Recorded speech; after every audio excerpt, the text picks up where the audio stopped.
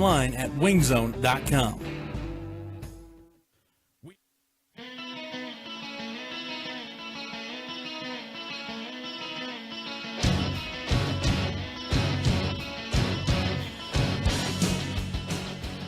All right, welcome back to the program. It is 10:20 on the dot.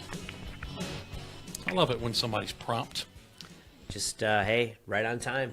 Pull that up just a little closer. A little bit more. Yeah, how are you? I'm doing fine. How about yourself? Good, as our graphics people are telling you. That is Furman head basketball coach Niko Medved. Got a minor skirmish at Timmons Arena tonight, right? Another, like I like to say, another day at the office here today. And so another big challenge for us tonight. Heck of a ball game.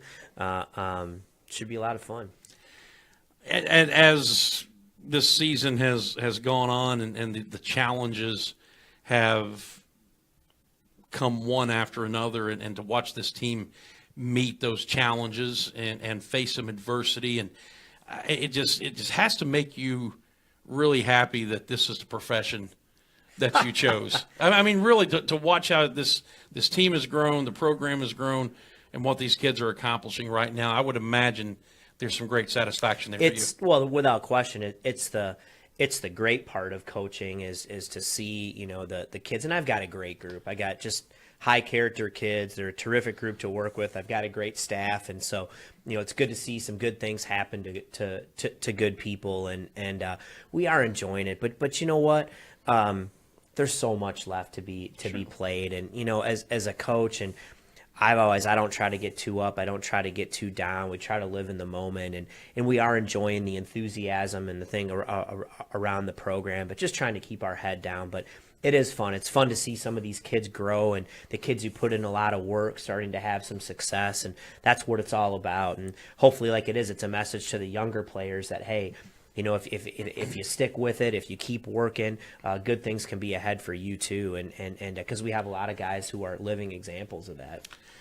Talked about this a little bit on your show Monday. With success comes recognition, and you've got Devin Sibley's been the player of the week and the player of the month, the national player of the week for the Lou Henson Award. Chris Acox has been the player of the week.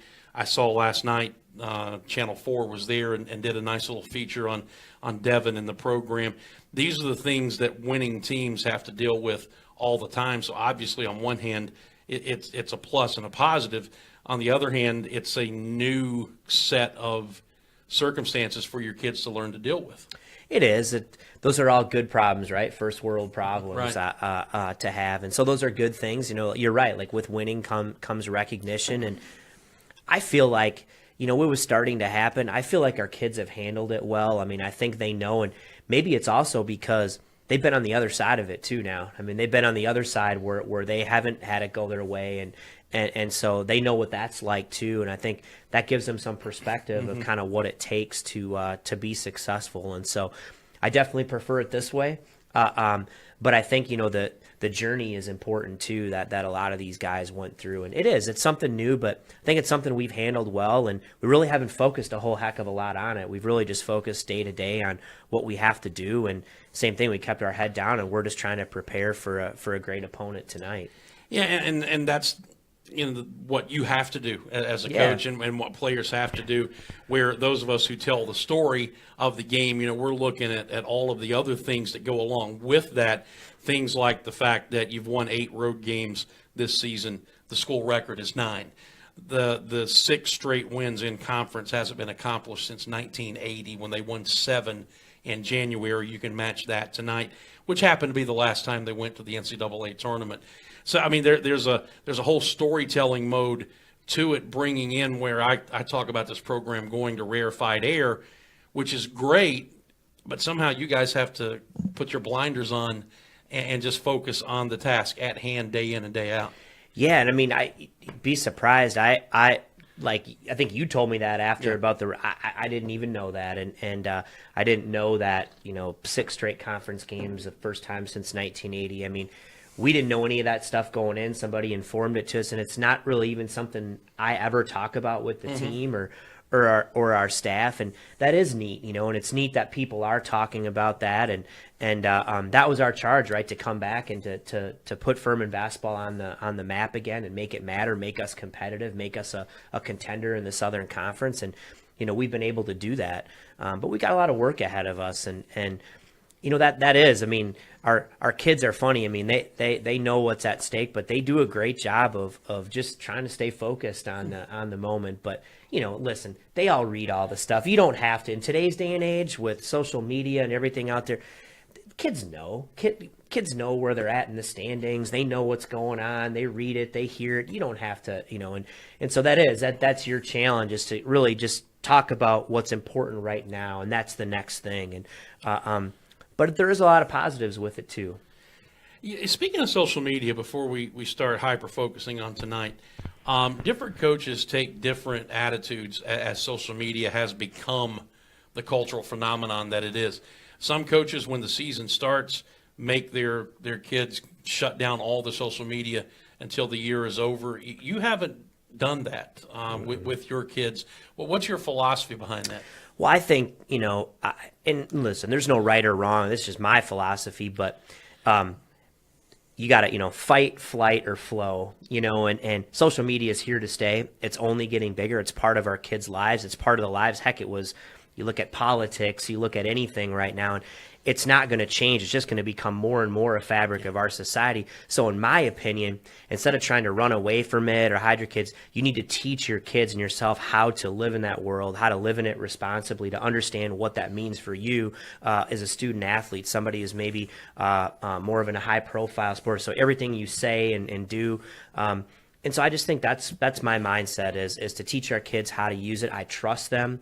They know that they shouldn't be posting anything or doing anything that they wouldn't want anyone to see or wouldn't represent us in the right way. And that's my decision. I think that's the best way to do it. And for us, it's worked. And that doesn't mean you don't have your challenges or other people don't. But I think that's part of our job to coach, is to try to teach our kids how to live in society the way that it is today, and that they're responsible for their actions. The other thing that players today have to deal with that you and I did not have to worry about when we were their age is everywhere they go in public now, every phone has a camera, every phone has video capability, and as soon as somebody sees you doing something that they even think is wrong or out of sorts, that's going to be videoed. That's going up on social media as well. So you're always talking about representing the school, representing yourself, the program. Now you have to take that even, I think, to another level because of so many ways that people can, for lack of a better term, trap you sometimes. Yeah, it is tough, and you'd like to think, you kind of go both ways. You like to think that there still could be something sacred about a locker room, a team of people, and that what happens there stays Mike Tomlin there. thought that too. No, I know, and we try to talk about that anything, but you got to understand that in today's day and age, it's not anything you say, anything you do can get out there. But I think, again, my approach is you almost have to go the other way with it and just be more open. It's open anyway, so you might as well, we have nothing to hide. People can come to our practice. They can come in. I wouldn't let Matt McCall come to practice. Yesterday I tell Matt that. But I just think, maybe you choose to go the other way and become more open, and maybe it works in your benefit too, where, boy, I really like what those guys are doing. They're doing a lot of good things, and I like the message that they're giving to their kids. I like the way that they're teaching. I like the way they're doing things. And, again, it's the way society's going. Unfortunately, whether you like it or not, a lot of this isn't changing. No, it's not. And I will say to your credit, because you're the one, as the head coach, you and your staff have to establish ground rules and then police these things. Your kids, by and large, have done exactly what you've talked about. They've represented the program and the university in a first-class manner. Yeah, I am a very simple guy. I tell our guys I really have two major rules. Be on time and do the right thing, and don't you know what the right thing is. And sometimes that's a learning process, and older guys and coaches help mentor people, what's the right thing to do in practice? What's the right thing to do in the dorm? What's the right thing to do? And I can go on and on, but but it's very simple, and kids know that, and you can get caught up in the gray area and all that. But, I think our kids know the right thing. We talk to them a lot about that, and we're trying to teach them how to represent, themselves and us in the right way. And they're not perfect. They make mistakes. We make mistakes. But I'm blessed to have a great group of kids. Well, there's only been one perfect person we know of who's ever walked the face of the earth. So to expect 18 to 22-year-olds to be perfect is an unreal expectation. Correct. And that's, you're right. We're human. Kids make mistakes. They do things. Adults make mistakes. Coaches, I make mistakes. I mean, I'm the first guy. If I come in or, I thought I didn't do a good job with something or I could have helped, I'm the first to admit I could have done something better and so on and so forth. And because we're not perfect, but, that's my philosophy with it is to try to help kids grow along with us and in the world that we live in. And, again, I'm blessed that I've got a great group to do that with. Well, I can tell you just from the seat that I have on a night in, night out basis, it's been just incredible to watch the transformation of this program since the day you walked onto campus. And I've asked you this question before at various stages of your tenure here, and I'll ask you now, when you came in and interviewed for this job, I'm sure you had a plan that you presented to the university. In year 4, sitting here in first place and seriously threatening for a regular season championship, are the Paladins ahead of your plan, or are they right on track? I mean, where would they be compared to where you thought they would be when you walked onto campus? That's so hard to answer. I knew we had a tough road to hoe. I think I had a good feel of what I was walking into, having been here before. In some ways, we're probably, when people start pointing out kind of what's going on, we're probably further ahead, to be honest, than what I thought. But who knows? We've had some ups and some downs, but it's really at the end, after the end of my second year into last year into this year's, it's really kind of started to take off, and the culture piece has been good, and we did a good job recruiting some of our kids early, and I don't know if we're ahead or where we should be or not, but if anywhere, we're definitely not behind. I can tell you that. Well, which is actually the most important piece of that equation, right? Right. As long as you're not behind. All right. Obviously, we're talking with Furman head coach Niko Medved. Let's get to the matters at hand tonight at Timmons Arena. Chattanooga comes in. We went down there, lost by 16. It was a closer game than the final score would indicate. We led that game about midway through the second half, and then had it kind of get away down the stretch. We know this is a very talented team. You've talked about it. They're a senior-laden team, graduate students. They have been through the wars, and yet we've won 2 of the last 4 meetings against this club. And the one thing that you told me after the game in Chattanooga back in January is you thought that maybe your guys respected their height, their inside presence a little too much. Maybe you weren't aggressive as you should have been. I think that's fair, and we respect everybody, but I thought we probably were a little too tentative, and I can go on and on. I mean, Chattanooga poses a lot of problems. They're very well coached. They start 5 seniors. They won the league last year. They're right there. They know what's at stake in these games. They're going to come in ready to play. They're not going to be rattled by this environment. They've been there before. But we're a different team than we were at that point in time. I think we're better. We're a little different. We're smaller. We don't have Matt anymore. But I think we've got a little bit more confidence, a little bit more swagger than we had before.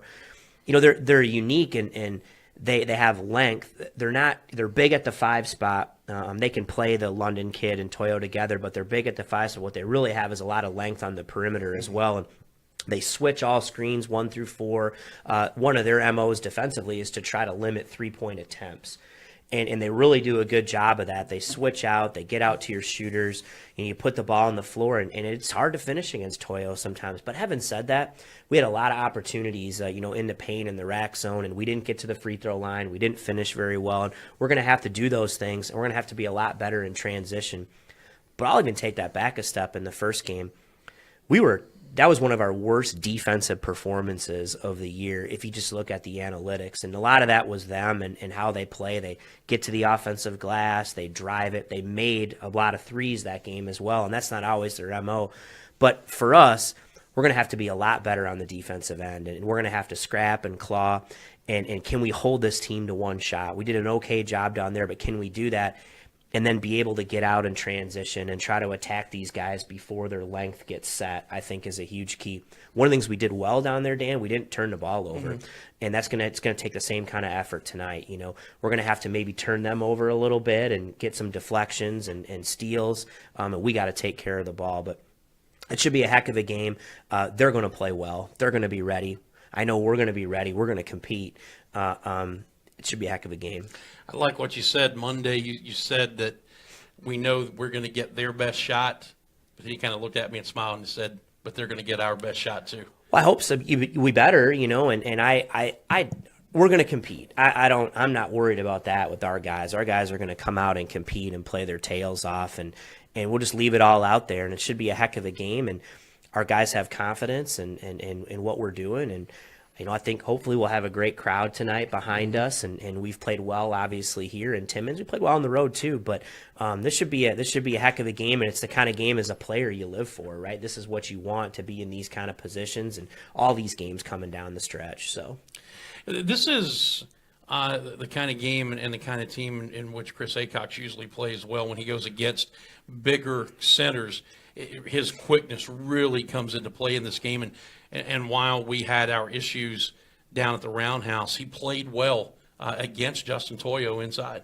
He did some really good things. You know, the key for Chris, like he said, is to use his quickness and speed, and you know, you can't shoot over Justin Toyo. You got to go around him. And I think the other thing Chris can do tonight for us, and he will, is not just score, but really be a playmaker a lot of times in there. His ability to face up or to drive it and to get in the lane and maybe draw help and make some plays that way and finish and get out and run the floor and use his speed and athleticism. And that's really kind of how we have to play in general. But he did play pretty well, and we're going to need the same kind of effort from him tonight. You know, that's one of the things that I've noticed about your club, and we've highlighted it a couple of times in recent broadcasts. I think Chris has done it 2 or 3 times, and some other kids. They'll do the dirty work on the defensive end, whether it's rebounding or blocking a shot. You get in transition, and it's amazing the number of times that the kid who gets the rebound ends up getting the layup on the other end because they get out and they run the floor. Yeah, we've gotten a lot better that way in our transition offense, and you know, you really got to trust each other when you get out and run, that you can give it up, you can get it back, and our guys have done a nice job in that area, and I still think we can get a lot better there, and we have to. It's one of the strengths of our team, and to be able to put pressure on other teams that way, and we can space the floor quickly, we can run the floor, we can drive it, do some things, and it's really going to be put to the test tonight. But we've talked about before, you can't do that if you can't get a stop. Right. So a faster tempo favors your team?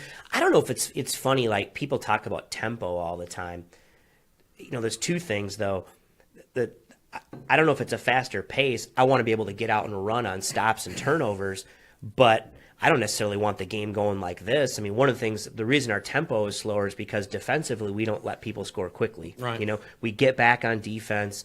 We've made teams have to work later in the shot clock, and then if we get it, boom, we go. I mean, as fast as anyone in our league that way. But that's where tempo is. But we're not just trying to run out and steal the ball and try to get it going like the Citadel. So teams are, you know, we get back on defense when we're locked in. We make teams have to work, and that slows the tempo. But then when we get it off the board, boy, we really get it out and go as fast as anyone. And that's kind of the way we play. That's our style, and it's been successful. It's also been fun to watch. Well, I appreciate that. It really has. It's been fun to watch all season long. All right, so 7 o'clock, we need a full house. We need the students to be here in loud and raucous form. I've already heard through the grapevine that the lacrosse team is going to be here doing their stick again, but we need more than them. Yeah, you know, and this is it's a great quality of basketball, and heck, we've got, you know, tonight we've got 4 home games left on the schedule, and get out and cheer and have fun. It's fun. I mean, it's a great environment. It's fun. This is a terrific team coming to play us here tonight, and should be a heck of a ball game. And we're looking forward to it. And you know what? Both teams, regardless of what happens tonight in this game, both teams have to turn around and have really tough contests Saturday. So win or lose, you can't sit there and you got to turn around on Saturday and then Monday for us, Wednesday. And so, again, don't get too up, don't get too down. Let's go out and compete our tail off tonight, and then we'll wake up Friday and worry about the next. Yeah, you're starting to stretch 5 games in 10 days, right? Crazy. Yeah. And of those 4 home games we have remaining on the regular season schedule, we knocked 2 of them out between now and Saturday. So the opportunities to watch this team at Timmons are rapidly dwindling. Get out to Timmons. Sounds good. Niko, thank you. Thank you. That's head coach Niko Medved. Stay tuned. We will be back with the final segments of today's show right after this. Don't go away. Williams Hardware, and you'll know you've experienced the very essence of Traveler's Rest.